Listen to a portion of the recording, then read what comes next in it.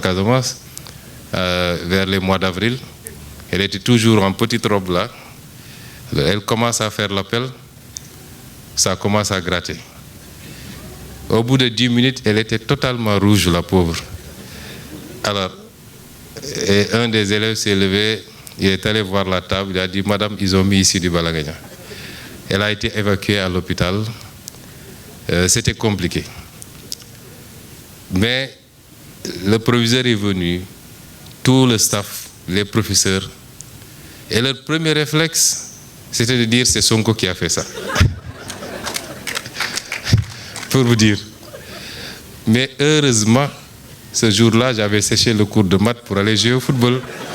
Donc, j'étais même pas là-bas. Mais si j'étais dans la classe, ça aurait pu prendre. On aurait pu penser que c'était moi. Et donc, à un moment donné, on ne voulait pas de l'école parce que j'ai grandi dans un quartier où beaucoup de mes amis d'enfance avaient arrêté l'école. En partant à 15 h, ils commençaient, eux, les matchs de football.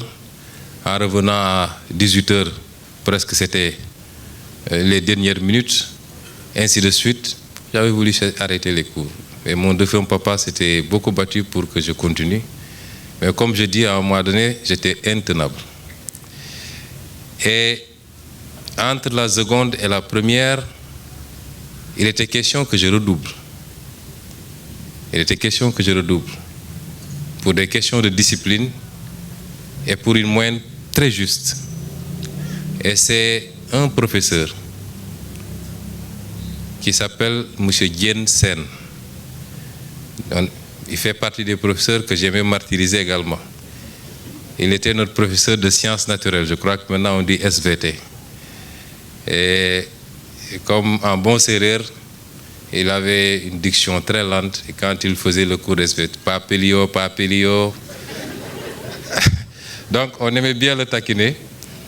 Et c'est M. Jensen qui s'est interposé en disant « Ce gosse, je le connais, je connais son potentiel, je me porte garant. Laissez-le passer en première et vous verrez les résultats. »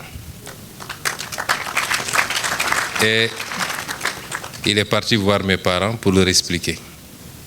Et ça m'avait beaucoup marqué et c'est ce jour que j'ai pris la résolution que en première, en terminale et pour tout le reste de mon cursus, je serai premier de ma classe.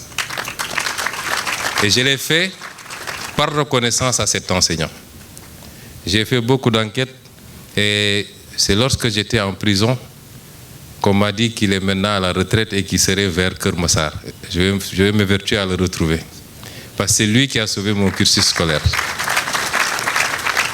Si je suis assis là aujourd'hui, c'est grâce à ce monsieur. Sinon, si on m'avait fait redoubler, j'aurais arrêté l'école, certainement. Donc, c'est aussi peut-être un enseignement pour les parents que nous sommes, que souvent les jeunes peuvent traverser des périodes assez difficiles, surtout pendant l'adolescence, la puberté, c'est très complexe. Mais ça ne veut pas dire pour autant, ça ne remet pas en cause pour autant leur capacité et leur potentiel. Il faut continuer à les suivre, à les encadrer, à être très patient. Donc, c'est quelques éléments de réponse. Je ne sais pas si ça a répondu totalement à votre message. Merci. Merci. Merci.